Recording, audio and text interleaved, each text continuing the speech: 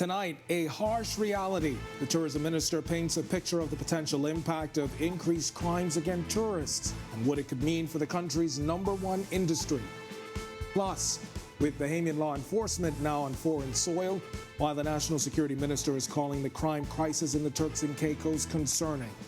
Also, spotting cancer in children. A pediatric oncologist shares some warning signs you may want to look out for.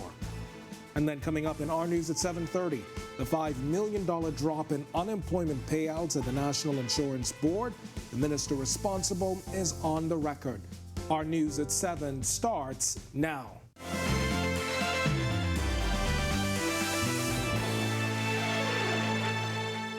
Welcome to our news at 7, and thanks for joining us. I'm Kendino Knowles. The tourism minister painting a picture of what he says is the harsh reality of the potential impact of increased crimes against tourists and what it could mean for the country's #1 industry. He says, while crimes against Bahamians are awful, crimes against tourists could deliver a major economic blow. Berthany McDermott has this story. A crime against a Bahamian is horrific. A crime against a tourist is simply a stupid thing to do. Deputy Prime Minister and Tourism Minister Chester Cooper weighing in on the potential fallout of crime on the tourism product. Cooper's comments follow those of Prime Minister Philip Davis, who on Monday told reporters he doesn't think the current crime situation will result in any fallout. While there have been no recent major crimes against tourists, Cooper put quite bluntly the potential consequences. In effect, what we would be doing is biting the hand that feeds us. I said during the budget debate, 60 cents out of every dollar that we get comes from tourism. We are reliant on tourism for our very way of life. We've maintained a high quality and standard of living, and therefore it boggles the mind that anyone would seek to kill the goose or hurt the goose that lays the golden eggs. Now, while a recent notice by the U.S. State Department recognizes that crime is an issue on Nassau and Paradise Island, the tourism minister making it clear that there are other islands for tourists to visit. We have 14 other destinations, and had they been rated differently, I would imagine that all of the others would be level 1 or not even rated at all. So the fact of the matter is that, there are criminal elements in pockets in our community. 6 murders were recorded last week, adding to the triple-digit murder count. Today, Cooper making it clear that any crime is bad for the Bahamas and tourism. We must do all we can as Bahamians to manage this issue. If we see something, we say something. And of course, we find a way to settle our grievances and our differences in a harmonious manner. That was our Berthany McDermott reporting for us tonight. Well, Prime Minister Philip Davis is addressing the nation on a number of issues tonight. This would be his first national address since becoming the country's leader following the September 2021 general elections. Our news team can confirm that the Prime Minister will highlight crime-fighting initiatives as well as immigration issues. He's also expected to address the economy and healthcare. The national address will be aired immediately following our 7:30 newscast. It will also be streaming on the Our News Bahamas Facebook page. Meanwhile, President and CEO of the National Lead Institute, Troy Clark, announcing the commencement of the public campaign Race to Save Our Communities. It's a psychosocial community support group based in Grand Bahama and will hold meetings every Tuesday from 5:30 p.m. to 7 p.m. at the Susan J. Wallace Center. What they're coming there is for support. They're coming there for information. So it will be done in a circle at most of the times. And then there are times where there will be instruction given, like information on a specific topic, where there's domestic violence, where there's financial planning, where there's parenting, whether it's the dangers of psychoactive substances. Persons will be allowed to share their experiences or their knowledge, and so that other persons can piggyback off them, and persons will be allowed to share how they were able to overcome certain challenges. Meanwhile, 20 Bahamian police officers sworn in recently as constables in the Royal Turks and Caicos Islands Police Force. It's a direct response to a recent spike in murders there in 2 months. Deputy Premier of the Turks and Caicos Islands, E.J. Saunders, shedding some light on the recent deployment of those officers. Talia Hall has the story. We have a plan in place that we feel will allow us to address this crime, which the governor spoke about from the speech from the throne in the House of Assembly a few weeks ago. The Deputy Premier says his government moved quickly to address the uptick in crime as they realized that these were no random acts. Since Bahamian boots have hit the ground in Providenciales, the murders have stopped and one arrest was made. We're hoping that will continue, and we believe that our plan has been activated and we'll see positive results from that. He's assuring TCI residents they are safe, and he's thankful to the Bahamian government and police force for their support. The Bahamas has a force that's trained for situations that our forces weren't trained for. So certainly they land, so they come and add a huge upgrade to what we have on the ground. And we believe that there will also be some knowledge transfer. And when it comes in terms of policing at this level, in terms of this level of crime, that there's a lot of what our forces can learn from. But we have always had a very close relationship with the Bahamas, going back hundreds of years. And again, so the Bahamas have stepped up for us. I think they were the first country that answered the call from the Premier of Washington, Mizzy. That was our Talia Hall reporting for us tonight. Well, National Security Minister Wayne Munro calling the crime crisis in the Turks and Caicos Islands a major concern days after his ministry deployed Bahamian officers to that island. Last week, Munro announced there was a national security exercise between the Bahamas and Turks and Caicos as officials there have described the crime spree as an explosion of violence. We are sufficiently concerned as to whether or not it's impacting the Bahamas and potentially can impact the Bahamas in the future that we have seen this action as necessary. You don't actually wait until the matter is on your doorstep if you can head it off before it arrives. Late last week, 20 police officers were deployed to TCI. The officers are all from the intelligence branch of the Royal Bahamas Police Force. The opposition has been critical of the move, and Munro had a candid response to those criticisms. Our Berthany McDermott has that angle. It's coming up at 7:30. And it's time now for your first look at temperatures. Meteorologist Greg Thompson is standing by in the Weather Center with a look across the country. Greg? Yeah, thanks, Gandino. A nice evening setting up outside our studios right now. Temperatures are in the mid-80s, 85 degrees with a few clouds out there. Your winds out of the east-northeast at 10 miles per hour, and your field side temperature hanging out in the mid to upper 80s. Track around the islands, current temperatures right now in the northwest Bahamas, mid to upper 80s there, 84s in Freeport as well as in Marshall, Abaco, and you got a couple isolated showers nearby in the Abaco area. 85 in Alistown, Bimini, Great Harbor Key, Berry Islands, 88. 84 in Governor's Harbor, here in the capital, 85, and across in Nicholstown, temperature there at 86.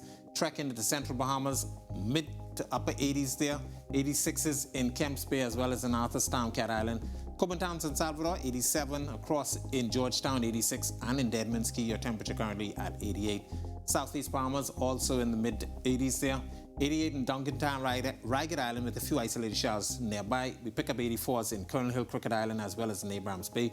Delectable Bay, that's in Acklands, you are at 85. Matthewtown, Inagua, 85. Our neighbors to the southeast, Turks and Caicos Islands, you are currently 87 at this hour. Satellite view, quiet across the area. We do have high pressure in charge at the surface. There's a frontal boundary well to the north of us across central Florida. Should get near the northwest Bahamas by the end of the week, but we do have some high-level clouds coming out of the Gulf of Mexico, not really going to produce any rainfall. So we're looking at quiet weather tonight as well as tomorrow. Stay with us, a look at the tropics, and your extended forecast is still to come. A jury has been selected in the murder trial of Donna Vasili. When our news comes back from the break, we've got details from inside today's court hearing.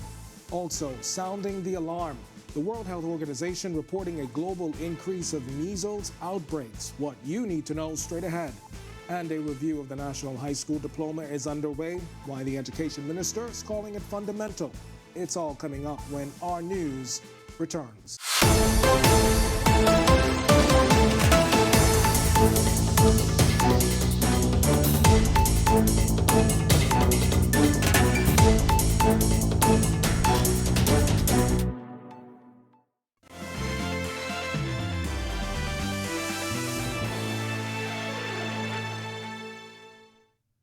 A jury has been selected in the murder trial of Donna Vasily. Prosecutors allege that Vasily is responsible for the March 24, 2015 stabbing death of her husband, renowned podiatrist Dr. Philip Vasily, at their home in Old Fort Bay. She denied the murder charge at her trial before Senior Justice Bernard Turner. She's now represented by Katie Knight, KC, Damian Gomez, KC, and Owen Wells.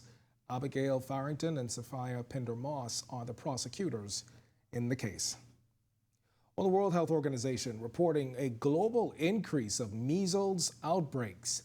WHO's Department of Immunization, Vaccines and Biologicals Director Dr. Kate O'Brien sounding the alarm during a press conference this morning, saying part of the issue is the fact that the pandemic has impacted vaccination rates among children.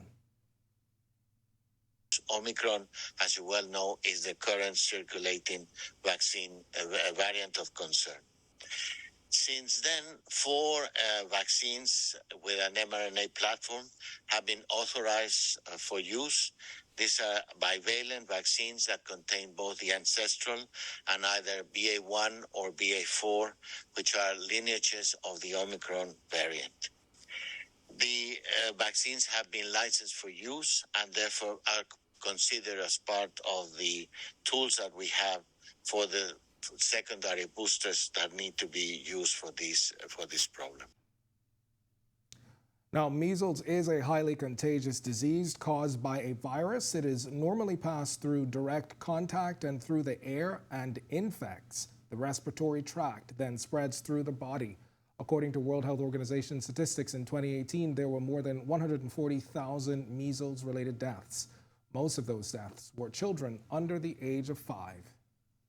We don't have any data available to show that this variant containing vaccines are really useful or not so far. What we do know is that they are safe and that they develop an immune response that can help us control the problem. So that is not something that will need to be really looked into and developed once they are now in use. A review of the National High School Diploma is underway as it remains one of the major concerns for the Ministry of Education, Technical and Vocational Training. Education Minister Glenys Hanna-Martin says the review is fundamental to increase student morale and allow for greater motivation for attainment.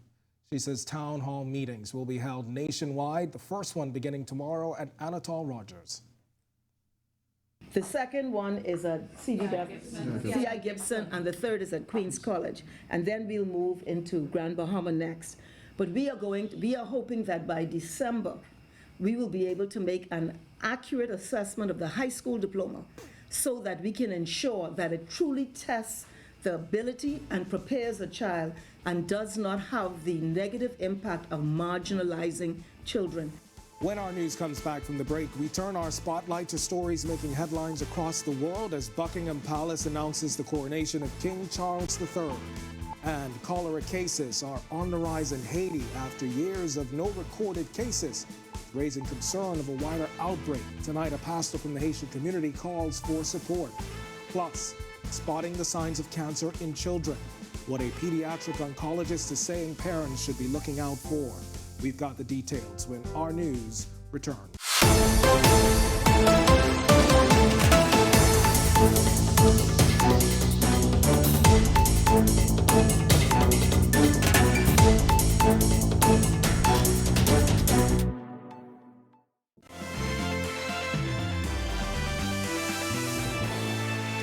This is our news. Welcome back. We begin world news tonight in London, where Buckingham Palace announced today the coronation of King Charles III, that it will take place next year, May 6th. A statement from the palace also calling it a modern affair that will look towards the future.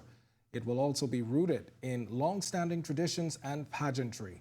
That tradition will include the anointing and consecration of the king by the Archbishop of Canterbury.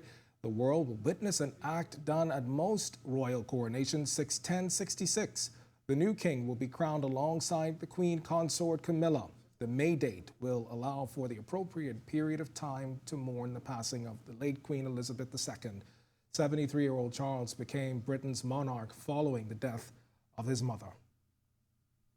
A massacre of dozens of children in Thailand leads to tighter gun control and a crackdown on drugs. The Prime Minister of Thailand ordering law enforcement to even revoke the licenses of people who are seen as a threat to society and regular mental health checks of gun owners. The Prime Minister is even asking for more aggressive search and testing for illicit drug use. These measures are in response to last week's massacre of 36 people, including 24 children, at the hands of an ex-cop who later killed himself. The incident happening 310 miles northeast of Bangkok and one of the worst child massacres in world history.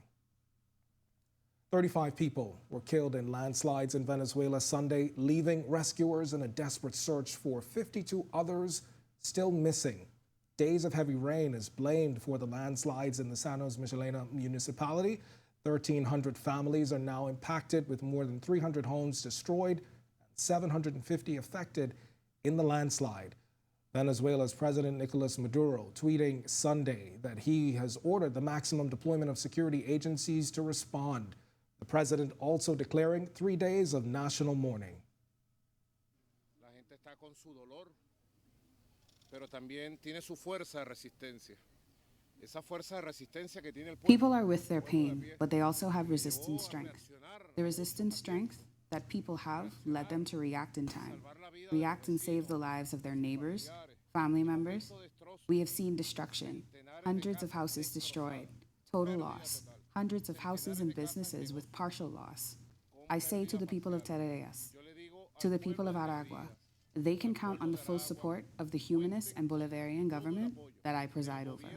All support for families, youth, and women.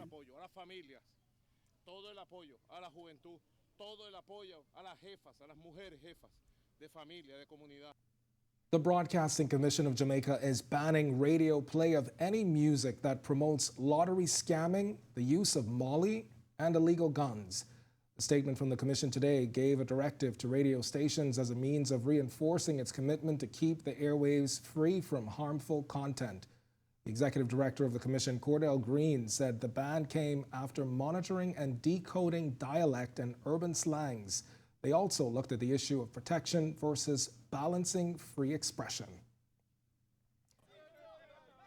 And international forces may be heading to this region soon should the world respond to calls from the United Nations Secretary General Antonio Guterres to consider deploying forces to Haiti to address the growing humanitarian and security crises. His comments come days after the Haitian government asked for international military assistance to deal with rampant gang violence and now the cholera outbreak. Anti-government protests have paralyzed the country, and Guterres is urging the international community to consider the Haitian government's request as a matter of urgency. Whole neighborhoods were up in flames this summer as brutal gang wars raged in Port-au-Prince. Thousands were displaced and trapped, in some cases afraid to leave home for food and water. Unemployment, the high cost of living, insecurity. It is for all these reasons that I am in the street. I take to the streets to say no to the occupation. I am in the streets because I hear the whites will trample on Father Dessalines' soil, because they want to trample on Dessalines' struggle, as they did in 2004. I am in the streets because the system is coming to an end and to renew it.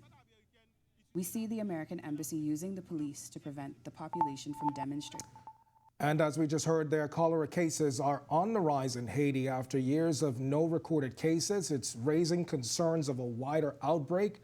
Tonight, Pastor Abner Mias, who is from the Haitian community in Grand Bahama, is calling on the Bahamas to assist with a simple word of prayers, as he says the situation is chaotic. Because everything going out of boundary, people don't know what to do no more. No leader. So medical people, they don't have no power to tell the people what to do. People dying from cholera because they do not listen to the leaders. The bacterial disease that usually spreads through contaminated water can sometimes be life-threatening. Mew says a lot of Haitians do not have access to fresh water, and he says to make matters worse, when people attempt to go out of their homes, whether to the store, hospital, or airport, they are being held up, robbed, and in some cases even kidnapped.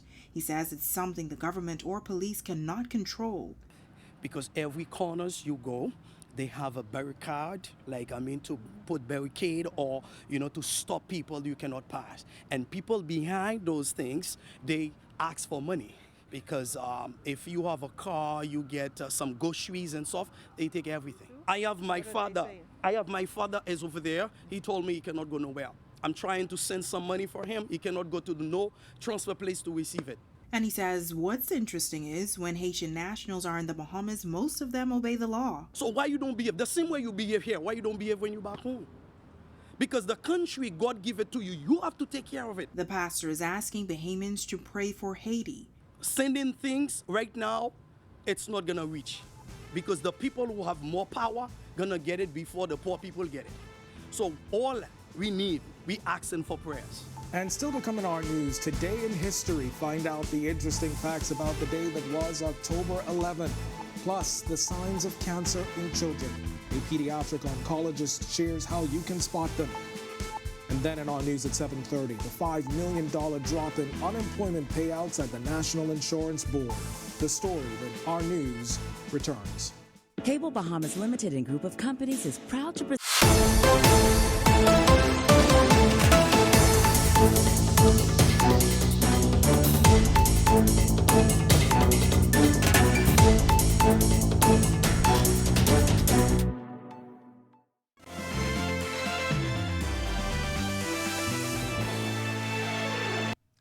Welcome back to our news. Some interesting facts to note on this day in 1899.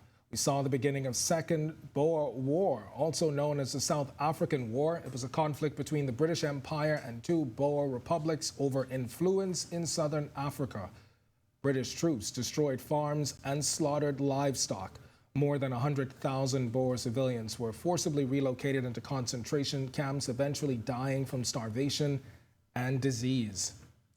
Then in 2002, an explosion ripping through a shopping mall in Vancha, Finland, killing 5 people. The explosion injured 80 people.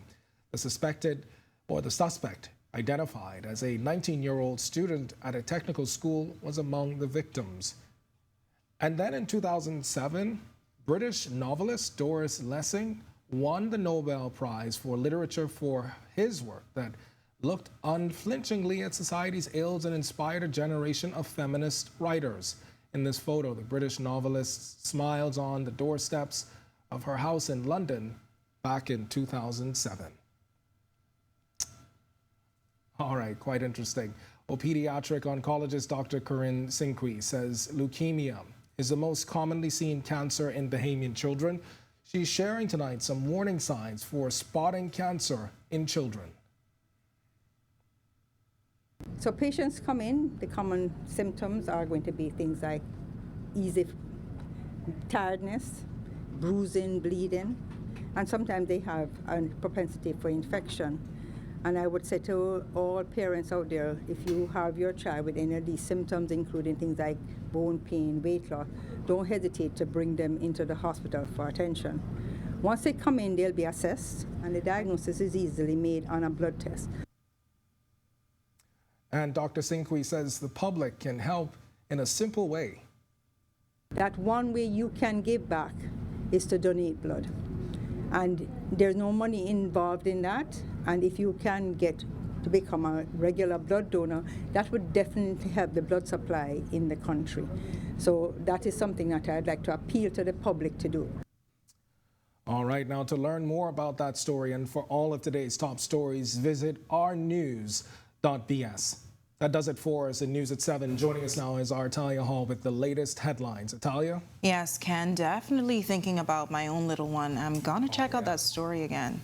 Thanks for that. Now, we've got a lot more to get to in a moment as the existing crime fight as the country grapples with its own and helps our neighbors in the South. Tonight on our news, why the National Security Minister says a crime spike in the Turks and Caicos Islands is a national security issue in the Bahamas. Plus, the DPM explains why crime against Bahamians and visitors is bad for tourism. A teen in court today accused of shooting a police officer. And how a 5th grader's dream transformed the public hospital's cancer center. Our news at 7:30 is back in a moment. Are you or a loved one